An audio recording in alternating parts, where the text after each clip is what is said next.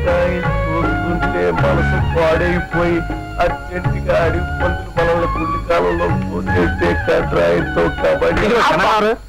మనలో మన మాట అండి.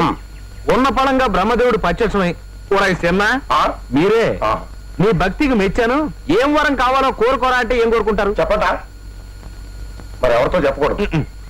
భాగ్యంతో ఒక్క చాలు. ఏం తప్పట? మరి బ్రహ్మదేవుడు అంత చోటు ప్రత్యక్షమై ఏం కావాలో కోరుకోమంటే ఇదే కోరుకునేది. ఇదిగా ఓ 12,000 మీకు కాదనుకుంటే జీవితాంతం భాగ్యం మీ కాళ్ళగాడు పడి ఉంటది. 12,000? నేను 13,000 ఇస్తాను. పడండి మనం. ఆ మాట మీద నిలబడాలి. ఇప్పుడే వస్తా. ఇదిగో భాగ్య గారు. ఏమిటి మళ్ళీ వచ్చావు? అబ్బా అది కాదండి, ఇందాక చిన్న విషయం చెప్పడం మర్చిపోయాను. నువ్వే విషయం చెప్పక్కర్లేదు, వెళ్ళు. అది కాదండి, నేను భక్త ప్రహ్లాద క్యాసెట్లు పెడుతున్నాను. అదేనండి మీరు ఎప్పుడు అడుగుతుంటారు. ఈ విషయం ఎవరితో చెప్పకండి. భాలేవాడివయ్యా, నేనెందుకు చెప్తాను? మరి అలా నవ్వితే కుదరదు. చెప్పరా, నాకు ఒట్టేయండి. నా మీద నమ్మకం లేదా? అబ్బా నమ్మకం ఉందరే, మీరు ఒట్టేయని చెప్తాను. సరే ఒట్టు. ప్రామిస్ చేసేస్తుంది, ఒప్పేసుకుందన్నమాట. ఎవరో పేరు కొడుకులు లేకపోతే మన ఫేస్ బ్యూటీకి ఏం కొరవా? పురుగో పావ కలిసి చస్తే గాని నాకు మనసు అంత ఉండదు. అమ్మమ్మమ్మమ్మమ్మ, ఈ బ్రహ్మచారి బతికి ఎందుకురా?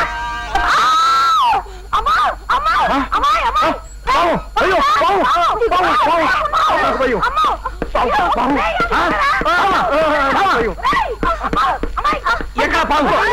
ఇదో పట్టు. అక్కడ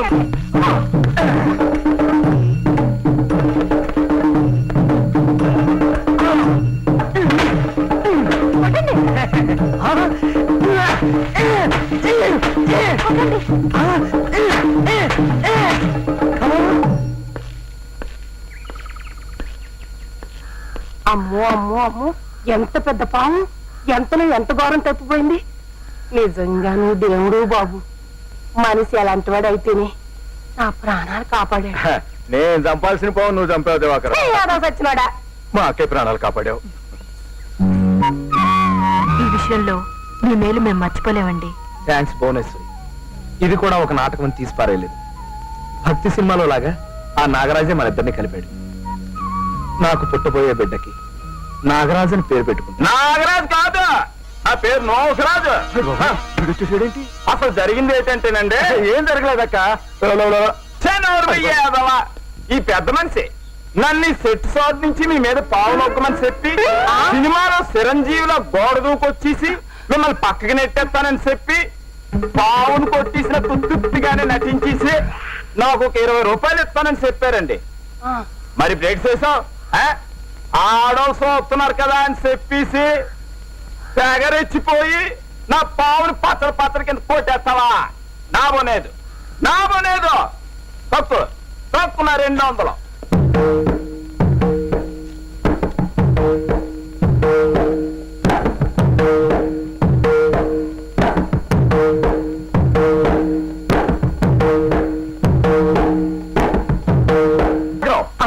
ఎలాగైనా భాగ్యంతో మాట్లాడి ఇవి ఎలా అరేంజ్ చేసావు అనుకో. అబ్బా ఈడు భాగ్యానికి అవుతాడో లేదు కానీ నాకు మాత్రం వెళ్దాం పదండి. మంచి కాక మీద ఉంది, ఏ దొరికితే దుచ్చుకోవడం. ఏంటి ఏం చెప్పంటారండి, భాగ్యం 3 రోజులు ఇంట్లో రాకూడదు. అబ్బా ఈ లేడీ సరిగ్గా టైం చూసుకొని ట్రబుల్ ఇచ్చేస్తుంటారయ్యా. నాలాంటి అమరప్రేమకుడికి ఎంత అడ్డు. ఇదిగో చిన్నారారు, బంగారం లాంటి 2 పిల్లలు ఇంట్లో ఉండగా మళ్ళీ ఆ భాగ్యం వాళ్ళు ఎందుకండి మీకు? వాళ్ళు ఉండిపోయారే బాబు. భాగ్యంతో మా మ్యారేజ్ అయిపోయాక మా పెద్దదాని గ్యాస్ స్టవ్ లీక్ చేసి నిప్పట్టించి చంపేస్తాను. మా రెండో దానికి కూల్ డ్రింక్లు అంటే ఇష్టం కదా, థమ్స్ అప్ లో 4 మంది కలిపి తాగించేసి ఇద్దరిని వదిలించేసుకుంటాను. మీరు వదిలించేసుకుంటారు బానే ఉందండి, మరి ఆ భాగ్యానికి ఎంత కష్టం? 2 మొగుళ్ళతోటి ఓ సంటి కుర్రాడితోటి గుట్టుగా కాపురం చేసుకుంటుంది కదా. నేను తప్పు తిన్నాను అనుకున్నావా? దానికి వేసిన ప్లాన్ వేసారా?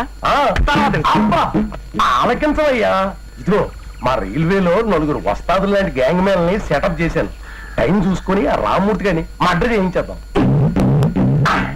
ఆ రాజుని గారిని తమిళనాడులో ఉప్పు నీళ్లు కూడా దొరకని ప్లేస్ కి ట్రాన్స్ఫర్ చేయించేద్దాం. ఆ కుర్రా కొడుకుని రైలు పట్టాల మీద పెట్టి మర్డర్ చేయించేద్దాం. యాక్సిడెంట్ లిస్ట్ లో కొట్టుకుపోతాడు. ఇదేంటిది? ఇన్ని ఎదవ ప్లాన్లు చేస్తున్నారు కదా. భాగ్యంతో మీరు ముచ్చటగా 3వ ఫ్యామిలీ పెట్టిన తర్వాత మీకు వయసు అయిపోయి భాగ్యం 4వ ఫ్యామిలీ పెట్టింది అనుకోండి, అప్పుడు ఏం చేస్తారు? దానికి వేసిన ఐడియా భాగ్యంతో మన శోభనం అయిపోయిన మర్నాడు మనకేటండి మీకు నాకేనే బాబు మర్నాడు బ్యూటీ పార్లర్ కని తీసుకెళ్లి గుడి కొట్టించేస్తాను. జుట్టు వచ్చే వరకు చచ్చినట్టు ఇంట్లో పడి ఉంటది కదా, ఈ లోపల గట్టి అండర్స్టాండింగ్ వచ్చేస్తాం. చచ్చేదాకా గడిపోం. ఎలా ఉంది ఐడియా? ఇదిగో చిన్నరారు, మీరు ఇన్ని ఐడియాలు చెప్పారు కదా, నేను ఐడియా చెప్పనా? ఏంటో? ఈవేళ భాగ్యం కొడుకు పుట్టినరోజు. ఆ రాజుల గారు పులిగోరు పథకం ఇస్తున్నాడు. మరి గ్లాస్ కో జాకెట్ వేసుకున్న భాగ్యం తెల్లని మెడ మీద దగదగలాడిపోతూ మనం కూడా ఏదైతే ఎలా ఉంటది? బ్యూటిఫుల్ ఉంటుంది. ఉంటదా? అయితే చేయనిద్దామా? అమ్మో గుండెల్లేంటి కలుక్కుమంటుంది. దివాకరా, మీరు ఏదో మాట్లాడుకుని తెచ్చారు కదా, ఆ భాగ్యం పిలుస్తోంది. ఆ విషయమే కదా మాట్లాడతాం. ఏమంటారు? మరే బంగారం లాంటి ఛాన్స్ తప్పదంట. లేకపోతే మరి ఆ రాజన్ గారు ఓకే ఓకే అందాకే ఉంచండి. అబ్బాయి గారు, అబ్బాయి గారు, దీన్ని కొంచెం చూసి పెట్టండి. చూశాను, తీసుకెళ్లి పెంట మీద పడాయి. అక్కడి నుండి తెచ్చానండి. అయితే ఏం చేయమంటావు? మ్యూజియం లో పెట్టమంటావా? కాదండి, ఇది కొంచెం అమ్మి పెట్టండి. కాఫీకి డబ్బులు రావు. అలాగే వేస్తారేంటి బాబు? ఏంట్రా, నా ముఖం చూస్తే పెంట మీద టీవీలు పాత సీసాలు కొనేవాళ్ళ కనిపిస్తున్నానా? టీ ముందు ఎక్కడి నుంచి ఏంటంటారు? నాకేంటి బాధపడ్డం లేదేంటి? అడుగు అది మాట షాపులోనే ఉన్నాడు. ఇదిగో చెప్తాను. నిన్నే ఇదిగో. ఏయ్, ఏ పెంట మీద టీవీలు ఎవరా? ఏదండి చూడరి, పైన డొక్కు తప్ప లోపల ఏంటి నీకు తెల్లబేటి తెలుసు కదా? 116 ఇస్తాను. ఇదిగో, ఆ నిద్ర గన్నేరు చెట్టు కింద కాసేపు నిద్రపో. భాగ్యం ఇంటి నుంచి భక్త ప్రహ్లాద్ క్యాసెట్ తీసుకొచ్చావా? అమెరికా క్యాసెట్లు అన్ని తీసుకొచ్చావా? ఏమి మరి సొంతంగా అతికిచ్చావు? సొంతంగా హలో. ఏమన్నా నీ అప్పసొత్తు అనుకున్నారు? అసలు ఏమన్నా క్యాసెట్లు ఇచ్చినారంటే ఇలాగే తగలే.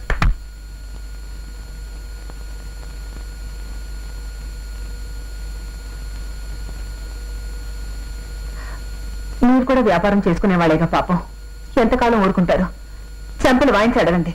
ఇచ్చారా సరే సరే, లేకపోతే ఏదైనా ఒక విలువైన వస్తువు పట్టుకెళ్ళిపోండి. అప్పుడు గాని వీడికి బుద్ధి రాదు. అంతేనంటావా? పది డొక్కు క్యాసెట్లు టీవీ. పారేసి ఉంటే నేను ఏం చేయాలి? ఈ ముందు సరే నీ సంగతి తర్వాత చెప్తా. పావు కిలో పచ్చిమిరపకాయలు పరపరాలు వేశాను, మంటెత్తిపోయినాను. కమాన్, అర్జెంట్ గా సిటీ బాకి లేకపోతే ఈ షాపులో ఏం పట్టుకెళ్ళిపోతారో నాకు తెలియదు. ఇందా మూర్తి గారు కావాలంటే వీసీఆర్ పట్టుకెళ్ళండి, లేకపోతే మా శర్మ గారు చూపించేట్టుగా ఈ కెమెరా పట్టుకెళ్ళండి. ఇది ఆ క్యాసెట్లన్నీ పట్టుకెళ్ళండి, నా షాప్ అంతా పీకేయండి. అంతేగాని ఈ టీవీ మాత్రం పట్టుకెళ్ళదు సార్. ప్లీజ్ టీవీ కావాలి. ఇదిగో శర్మ గారు, నాకు టీవీ కావాలి.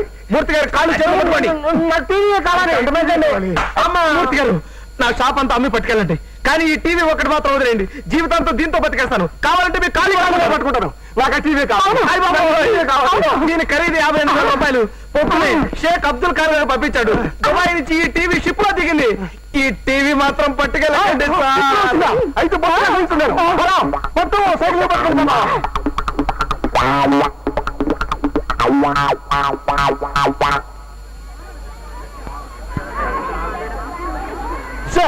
పిల్లకైనా లంపకాయలు తింటారు కదా, స్కూల్ గొడవ చేశారంటాను. ఎవరిలాగా వాగుతుంటాడు. నువ్వు అందరూ తప్పుకో, స్టీరింగ్ మారిపోద్ది. స్టీరింగ్ ఇది దుబాయ్ టీవీ. దుబాయ్ టీవీ అయితే బొమ్మ రెండు పక్కలు కనిపిస్తుంది. అది కాదు, ఏది కాదండి, దగ్గర వచ్చేసింది. అది కాదు, దీని సెటప్ అంతా వేరు. నీకు తెలియపోతే నువ్వు మూసు కూర్చో. ఎందుకు మెయింటైన్ చేయడం. ఇప్పుడు నేను టీవీ ఆన్ చేస్తాను, అంతా చూడండి. సైలెన్స్. ఇప్పుడే స్విచ్ ఆన్ చేశాను. మొదట సౌండ్ వస్తుంది, తర్వాత బొమ్మ వస్తుంది. ఆ బొమ్మల్ని చూసి మీరు రెచ్చిపోయి విపరీతంగా డాన్స్ చేస్తారు. చూసుకోండి అమ్మ దీని మీద టీవీ.